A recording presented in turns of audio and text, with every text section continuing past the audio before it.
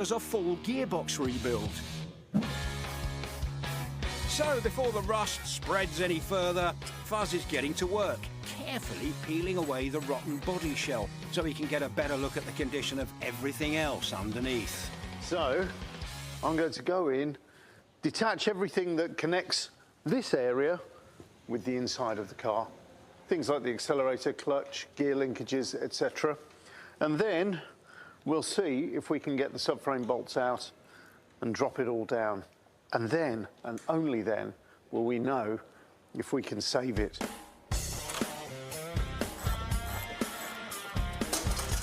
We weren't going to be using that again anyway. The thing about Minis is they kind of look great, and when they came out, there was nothing like them. They're fun to drive, and of course, they were cheap to buy. And easy to modify. Of course, take the grille off, put some slightly wider wheels on. Instantly, even though you're driving a base model, it looks and feels like a rally spec. It's like a modifier's dream. And that, in a way, is why they are evergreen.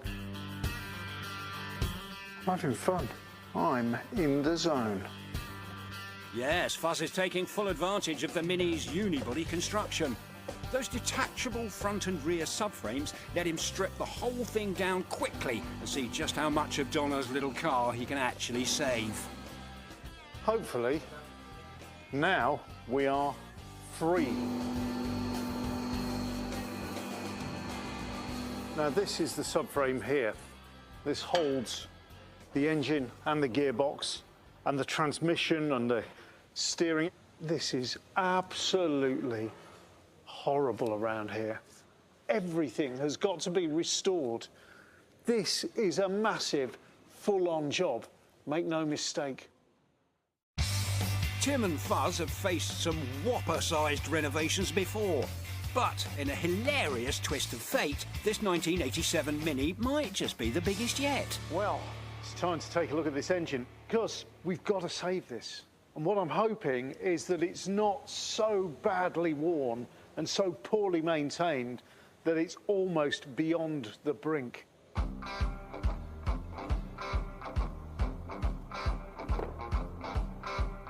They share their lubricating oil with the gearbox. So you've got those gears churning together and you've got the engine also operating. So it's a kind of massive compromise. So I'm just hoping that once I get the cylinder head off, that we'll find that the engine doesn't look too badly worn internally. And hopefully there's a little bit of room left for us to be able to remachine it, put some fresh pistons in there and bring this old power unit back to life. Looking at it though, it's really bad. Sharing the oil between the engine and gearbox was a brilliant space-saving engineering trick, but it's also a risky one. Because if anything nasty has found its way into it, it can take out both components in one fell swoop. I can't see any signs of mayonnaise or emulsified oil. We haven't got that, but still looks pretty grim in there. The oil smells like it's pretty old, so it may have gone well past its service intervals. Still, on we go.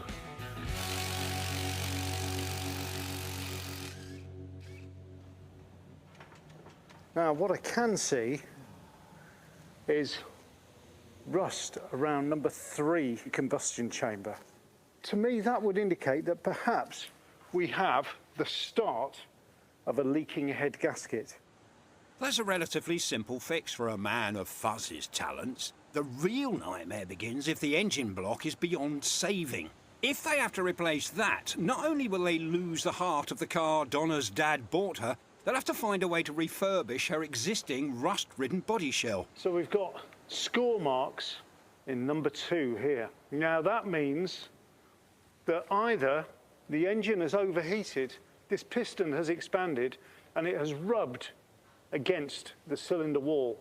Or it could be that one of the piston rings that are around the piston and form the gas-tight seal. If one of those was broken, then it would cause scoring on the side of the bore like this. If it's too far worn on these two bores at the end here, we're in big trouble.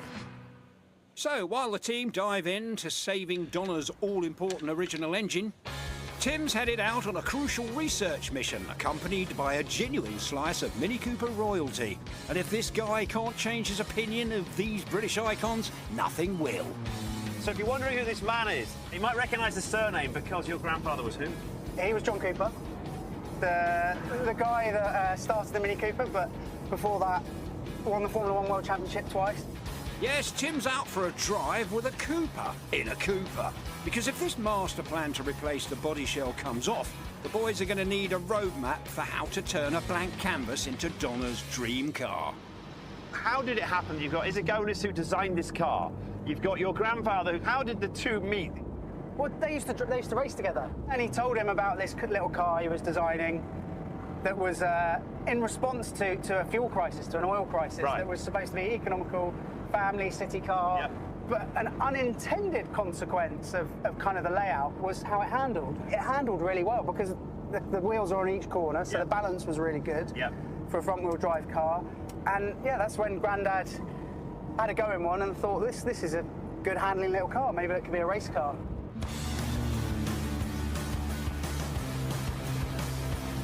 What is it that makes a Mini Cooper a Mini Cooper? I mean, it's the sportiness, it's the fun. It's that little extra bit of smiling it gives you when you drive it. I'm sorry if I'm annoyed, because I've got a smile on my face and I can't shake off it. Well, that didn't take long. I mean, this one probably has 90 horsepower. Still feels like you're going a million miles an hour, absolutely, doesn't it? It's just so responsive. It's like just an extension of yourself. I mean, it's a cliched saying about minis, but it's a little go-kart. Yeah. Front-wheel drive go-kart. Yeah, it really is, isn't it? Right, listen, so the reality of it is we are doing up Donna's little car. It's a Mayfair, it's not the Mini Cooper. So have you've got a bit more horsepower in it? We've got the 1275, so we've got the Cooper engine. But what about brakes? So yeah, upgraded brakes. One of the first things Grandad did from the Mini to the Mini Cooper was they got little disc brakes, smallest disc brakes in the world. Right. Because it didn't stop very well on those old drum brakes. You need the Mini light wheels. Stripes, got to have the stripes. Cooper stripe. What's the story? Where did the stripes come from? So back in the 50s, I think even in the 40s, all the race cars at the time, always British Racing Green. Yeah. And Grandad, given that there were so many British cars in the 50s, he just got a bit fed up. He was like, look around the corner of the pit straight, and like, is that a Cooper? Is that my car? So he's put the two white stripes on, and that was the start of the two white stripes. My Grandad's philosophy was, it is what you want it to be. He broke the rules. He was about a rule breaker. So that said, what about if I was to present you with, from Donna's car, which is a Mayfair, the flap off the glove box, could you possibly sign that to Donna and make it the Charlie Cooper one of one? Why not? Do that? Of course, yeah. Mate, pull over now before you change your mind. Let's do it. Right. I've got a pen, I've got everything. Here we go. Charlie Cooper, one of one. There you go. That's it. There it is. Right, for the petrol heads out there, for the mini fans out there. Who's jealous? Man, that is so cool. Let's just hope the new body shell plan pays off. Otherwise, Tim's got a lovely new Cooper part and nowhere to stick it. Meanwhile, with the team still battling to save Donna's engine, gearbox, original subframes and suspension components, Fuzz is paying a visit to Alan to pick up a refurbished carburettor for Donna's engine that will help reinstate that iconic Cooper punch. Now, what is the job of the carburettor? Carburettor is a fueling device. It is designed to mix air and fuel at exactly the right viscosity to make an engine perform correctly. The Mini Mayfair's original 848cc engine was all about economy. But thanks to Charlie's Grandad, the 1275 upgrade not only has a larger bore and stroke, giving more power, it has bigger valves and a modified cylinder head that improves airflow, which, when combined with this SU carb, give it more torque and top-end power. And if you're thinking, that's all well and good, but how do carburettors work? Tim's put together a demonstration for